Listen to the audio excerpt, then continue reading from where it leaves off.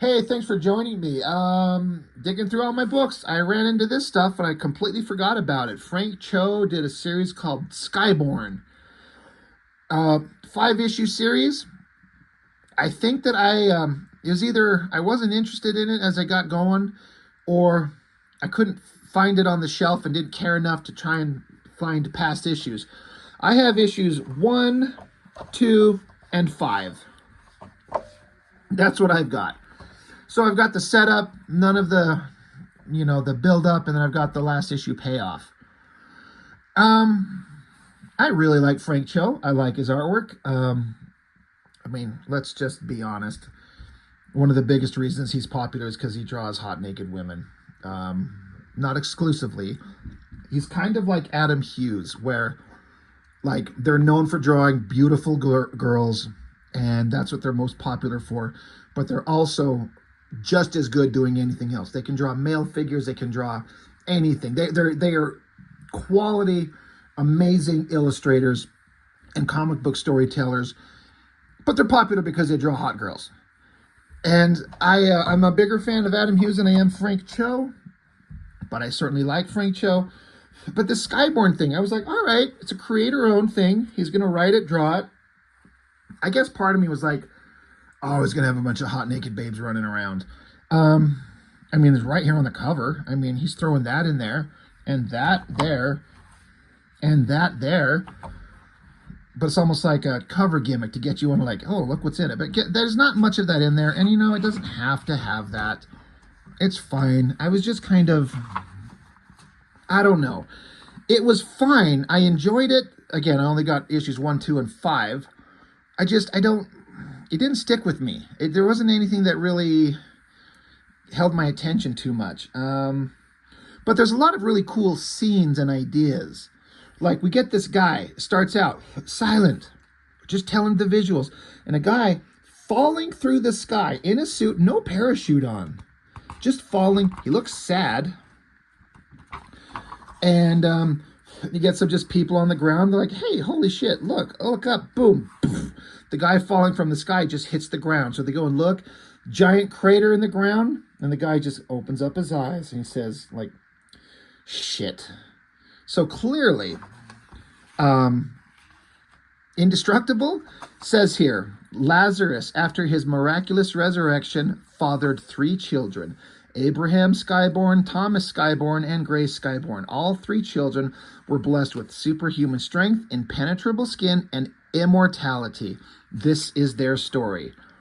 So this has got to be one of those guys, and he's falling through the sky, crashes onto the ground, and wakes up and says shit. You could interpret this as, was he trying to kill himself? It could be. Who knows? But now we cut back to another scene. Bad guy pointing a gun at the girl. They're in Istanbul, Turkey. And then bad guys, conversation back and forth. They're like, hey, we found a woman. She says she knows you. She's alone, unarmed. Bring her in. So it's got to be this girl here. And then this is kind of the start of some things that I noticed in these 3 issues that I've got, is that there's a lot of talking heads. And again, that's fine, but I feel like there's a limit when you don't have to have this much talking head. Like, it's a comic book. Show us some fun, show us some adventure, show us some action. But you also got to build up the story. So she's here, they're after some artifacts. She wants this sword. She's trying to get them to, do you have it? She's clearly not worried, where they think she's just some small petite girl that is no threat. But we kind of established, like it's already been established that if she's who we think she is, there's nothing to be worried about. But, oh, the guy's got the sword. So she's like, oh, there it is. You have it. Anyway, boom, puts her hand through the guy's chest, rips a dude apart. Like, intestines are showing and everything. Jumping through the air, kicking people, just murdering the shit out of everybody. Chases him down, busts through like a giant steel door, so super strong. She gets shot in the back, and she goes, ow. So she punches the guy through the chest, like hand just going straight through it. Bloody fist popping through. And she's in communication with somebody else on like an earpiece. Like, he's at this place. You go this direction. So she jumps out through the skylight, runs to the edge of a building, and So she takes this guy's dead body that she's got and she throws it. She's like, I'm going to try and slow him down because the guy got into a car. So she throws this guy's dead body and it hits the car, slams into it, makes him careen out and slam into a wall. Gives her enough time to catch up and just chops his head in half. He's dead. Like, all right, well, these are not superheroes in the traditional sense. They're deadly murderers. It's got kind of a Mark Millar kind of Wanted and Superior and Kick-Ass kind of vibe where the heroes are just violent, gross murderers. Anyway, they've got the sword. It's important. They want it. Let's get out of here. Let's go. Now there's kind of a, not a car chase, but they're driving away. They're like, oh, yep, this is what we want. They say, we've got Excalibur. I'm like, wait, what? The sword is Excalibur? Okay. If that's what it is, you got my attention. But as they're driving away to get away from that situation, there's an old man on the road. Any weapons? No, not that I can see. But the old man, he just stands there and then says something in some language we can't understand. He clacks his stick down on the road. Feels very Gandalf. He's like, you shall not pass. But it sends out a rocketing kind of vibration that kicks the cars in the air, sends them spinning through the air, and crashes. So the girl, I don't know if the other guy survived, maybe, but the girl knocks the door open. Bearded guy with the stick looks, and she gets out a gun and fires bullets. But he makes the bullets curve around him. So she keeps unloading with this machine gun, runs dry, and bearded guy says, you're out of bullets, my dear. But then more bullets come flying at him, and they zip around him. It kind of catches him off guard. He's kind of like, oh, shit, wait, what? And now she's like, now I am. He's like, insolence, such insolence. He says, I have toyed with you, wench. You shall feel the full might of, and he's like, oh shit. Boom. She shows up and punches him, sends him flying, bounces off the car, hits the ground. He's still alive. He's like, incredible. You almost got through my protective spell. So she's running after. She says, I don't know which Ren Fest you came from, Cue Ball, but you just signed your own death warrant. So whoever this guy is, he feels like he's a little bit out of touch, but he's also powerful enough to take a punch from her and dodge bullets or bend bullets around him. So he gets his stick, fires a lightning bolt at her, hits her right in the chest, stops her, but she's like, is that all you've got? He's like, you're still alive? Incredible. What kind of demon spawn are you? Never the matter. Die, demon whore. So she ducks out of the way, grabs a tire, throws it at him, and he waves it away like the bullets. Shoots another lightning bolt at her, sends her into the car. She sees the sword, Excalibur. She goes to grab it, but he hits her with another lightning bolt, and she's like, I'm going to shove that stick so far up your fucking ass, and all of a sudden, boom, hand on the sword. Bald guy stabs her with the sword right through her chest. He says, silence your peasant tongue and die, wench. And so she's actually got a look of shock, like, huh. How about that? So the interesting thing here being like all the damage that she's taken, she's completely invulnerable. But this sword, they say it's Excalibur. Is it? Well, if it's Excalibur and it's magical, doesn't adhere to the laws of physics and reality, I would guess, she's shocked to be injured for the first time. So he pulls the sword out. She falls to the ground. He says, stupid girl. And he just walks away, and the book ends with her on the ground, eyes open, stabbed. Now, this is interesting. You know this is intentional for whatever reason. Let me bring you right up close on the girl's tits. He stabbed her like it's. I mean, if you're gonna stab her right in the heart, I mean, he stabbed her right straight in the middle of her giant boob, which is what Frank Cho's known for, drawing huge boobs. It's just funny. Is it accurate? I feel like it doesn't have to be that far to the side. I don't know if the heart's quite that far over to stab her in the heart. But anyway, stabbed right through the tit. Well, I'm like, okay, well, that was not a lot happened. It's just a lot of like fighting and action. But I don't mind it if it's beautifully drawn and interesting. And so it was like, okay, that's not bad. I don't know what I was expecting. Pretty cool. Well, that was issue 1. Well, issue 2. Now we're in China. Some little old guy smoking some joint, riding a donkey. He sees this structure up here. He's like, fucking stairs. So he gets up there, knocks on the door. Beautiful dragon design on the door. They open it up, and the guy coming to the structure, and there's people inside it. He's like, "Hello, my friend. Did you get the case of Merlot I sent you?" And the guy inside the structure says, "Yes, thank you, but send something harder, like whiskey next time." And they're like, "All right, anyway, where is he?" Like, he's over there fixing the wall. So this is presumably one of the brothers that were established at the beginning. Abraham, Thomas, and Grace.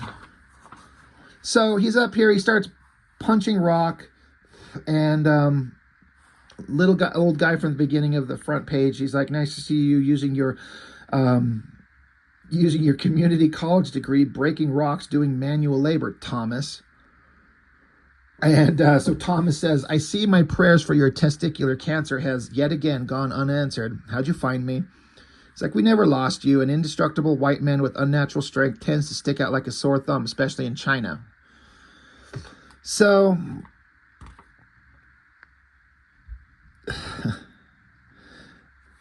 the Thomas guy is like, "You still banging young women and nuns with shaky convictions?" And he's like, "One of the joys of being the only heterosexual man in the Vatican." So there's some funny humor, but they talk back and forth about what he should be doing. There's something they need him for. "We need your help." He's like, "No, I'm retired. We need a guy with your special talents." And the guy's like, "Look, I'm not the only immortal around. Get my sister. She's on your payroll. She's just like me. She's just as indestructible, just as strong, just as capable." And they're like, "We did. She's dead." So, this is the brother who wants to stay out of all the shit. But yeah, your sister's dead. So then we get to another where they do the kind of the color is describing a different time period. A guy and a girl in a wheat field or something, grass field. They run to each other. They kiss. And they look into the distance, giant nuclear explosion. They put up their hands and arms and get vaporized. It reminds me of that scene from Watchmen, where they get vaporized down to their skeletons. But then it's the Thomas, the guy from the previous page. He's waking up from a bad dream. So they're on their way. The brother wants to know. He's like, "Tell me about how she died." He's like, "You'll get a full debriefing when we land." So they talk back and forth. Just, story. Talk. More talking. Just setting up the story. Like I said, I've read this once a couple years ago, and I'm like, let's just keep going. So there's a freaking, it's a mountain in Switzerland, and this airplane's just able to land inside this little slot inside there, which is fine. But once again, it's just pages upon pages of, setup and talking. And it just keeps going until we finally get to where the brother sees his sister. And he says to her, "You always were the lucky one, sis." So sister was always lucky, and he's saying that she's lucky that she's dead. I think these guys are just, the point being that they're sick of immortality, knowing they'll never die. And he's kind of looking for that, which is probably why in the first issue, the guy's just thrown himself out of a plane. Is he trying to kill himself just to see if he can? So, back with the bald guy with the staff who stabbed the girl. Again, I guess I shouldn't be passing on just pointing out, like, Frank Cho is such a great artist. His storytelling's great. His backgrounds are great. Clothing and realistic outfits are great. Everything, he knows how to do it all. It's just, spreads like this, where it's just a bunch of talking heads, are not my favorite thing to see him doing. But he wants to tell a story, to his credit. But back with the wizard guy, got the staff. He says a magic phrase. This giant rock slab slides over, and he yells, "Awake, children of the mountain, cast aside your slumber. Your master summons you." And then in the dark, we see a set of, looks like reptilian eyes open, and then multiple reptilian eyes open. Anyway, back with the Thomas guy. They're in this facility that he showed up to. And I guess it's like a training room. Is it a holodeck like the X-Men are always in? To test his fighting strength and reflexes and everything like that. So there's a giant, like, is it a Minotaur? Headbutts him, slams him up against the wall. So now we're getting to some action, some fun, some excitement, fighting back and forth. But Thomas gets pissed off. There's this funny scene. Again, Frank Cho, known for his humor. The guys are up here observing this, and they're like, the boy's not doing well. He's like, well, he's just warming up. So they're in this elevated section up high, and the guy's down here getting punched. And then you get this reverse angle behind these guys up in the control room, and the guy, Thomas, gets slammed up against the glass and slides down. Legitimately funny. So I had a good chuckle at that. I guess it's not a holographic projection. It's a real Minotaur, because they go in and capture him. And Thomas, the guy who they want to work for them, is clearly not up to the task. He's not as good a warrior, whether he's holding back or out of practice or who knows. But back with Wizard Guy, who brought out lizards from a cave. You see a freaking dragons there. It's like, it's good to see you again, my old friend. He says, we have a mighty task before us. Let the heaven and earth shudder with fear. It's time to come out of the shadows and take back what's rightfully ours. So Wizard Guy on top of a freaking dragon, that is pretty awesome. That is a great piece of artwork. So again, the book is kind of equal parts like a lot of talking and story setup. I don't know if it needs to waste that much time with that much talking, but then cool images. It's like, it's good, but I wasn't super enjoying it. I wasn't just blown away. And like I said, I don't have issues 3 and 4. If I do, I don't know where they're at. I keep everything together. So, well, I guess we're going to jump to the end of issue 5. So we lose a whole bunch of story. But they basically established bald guy with the staff that went and got the sword Excalibur. It's Merlin. So it's, the King Arthur legends, which I'm like, okay, that's fair. Has Merlin historically been a good guy? I thought. So I don't know what's going on, but Merlin is fighting the other two. Again, we've missed two issues of story. So I'm not too concerned about trying to decipher what's going on. The girl is apparently alive. She got stabbed through the titty and she's fine. And she's sitting here trying to get dressed. She says, in 2,000 years, you'd think they would make a shirt that fits. And this scientist guy is just lost in, like, seeing hot babe, like Frank Cho body babe without clothes. She's like, what? Haven't you seen boobs before? And he says, not that big and perky, which is like, all right, this guy is me. She's like, you don't get out much, do you? Anyway, fights going on. Dragon, whatever's been going on, the dragon's here, bites down on the guy. He's going to swallow up the dude. So the dragon kind of raises his head in the air. He's not doing too well. Suddenly there's a bulge at his throat, and the guy chops his way out of the dragon's throat. So that's pretty cool. So now Wizard is shooting more lightning bolts at the guy. So they're, conflict. They're fighting. I don't know why Merlin's got the problems that he does. I'm sure it's been explained. We just missed those issues. He's zapping them. This is very like Return of the Jedi Emperor and Luke, right? But boom, stabbed right through the back. The girl stabbing him now, raises the sword up, chops him into pieces. And he's like, well struck, wench. You may have defeated me, but the battle is still mine. Pandora's gate is still open. And then she, like, before he could finish the sentence, she stabs him right through the face. She says, shut your face.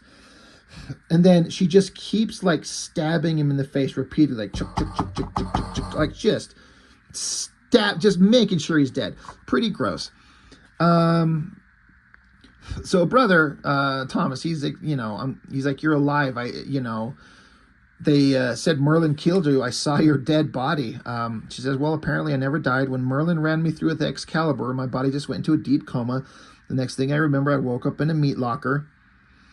He says, Excalibur never killed you? She says, it's the first weapon to pierce my skin in centuries. That was pretty unnerving, I have to admit. She's like, why so glum? And he's like, after all these years, Like all the other enchanted weapons, another fucking dead end. So it's like we could kill ourselves. If this thing can kill us, there's a way out of this immortality life. But even this doesn't do it. But then, oh shit, Merlin says that he opened up Pandora's box, something to, you may defeat me, but I've already won. Well, a tentacle comes out and grabs her, and is this Cthulhu? Is this some weird, gross octopus creature of death? It looks really awesome. I'm digging it. So he cuts her free, and she gets this freaking minigun, which is funny. And so she just unloads onto the creature, gets her grenade, throws it, blows it up, and then they shut the door and lock it, holding it together with their massive strength. And they're like, all right, there's a nuke about to go off and seal the gate forever. There's escape pods in the engineering room. We can make a run for it. And he's like, no, you go. She's like, what are you talking about? We can make it. He says, no, this is the end for me, Grace. My choice. I'm ready to see Helen. I guess probably a wife in his past. So she understands that he wants to die because he's been trying to kill himself. She's like, all right, well, I hope you find your peace. Goodbye, big brother. So he's going to hold the door shut while she runs off to get to this escape pod because a nuclear bomb is going to go off. So ejects out of it, fires her into the air, parachutes her down. Meanwhile, back here, he's holding the door shut. He sees there's a countdown. He gets to 0. He just closes his eyes with a look of contentment on his face. He kind of smiles. The bomb goes off. Giant explosion underground. Boom. She's like, oh, Thomas, shit. And then epilogue. Some rocks. They just jostle to the side, rock around. And Thomas survived. He's got Excalibur, I guess. He's got the sword. And he's just standing there and he says, shit. Like, he wanted to die, and even a freaking standing right next to a nuclear bomb going off won't kill him. But that's the end. End? Question mark? So, again, I know I'm missing 3 issues. I don't feel like there's probably a lot that I missed that was really critical. I mean, if you want to get the whole story, obviously. But I feel like I got the gist of everything. I don't feel like I'm missing too much. So, again, only partial story, but it's well drawn, and there was some humorous parts that legitimately made me laugh. It's funny. Just, I don't know. Maybe I guess I can't really give it a full judgment because I don't have the issues 3 and 4. But I don't know. I remember reading these ones that I got. I'm like, it was fine. It was okay. Good job. I appreciate it. What's next? Didn't stick with me, but good work. I'd like to see Frank Cho do more creator-owned stuff. See some new things. Like, I want to see new stuff. So, I guess that's all I've got. SKYBOURNE, Frank Cho, good times. So that's all I've got for now. Thanks for watching. See you next time.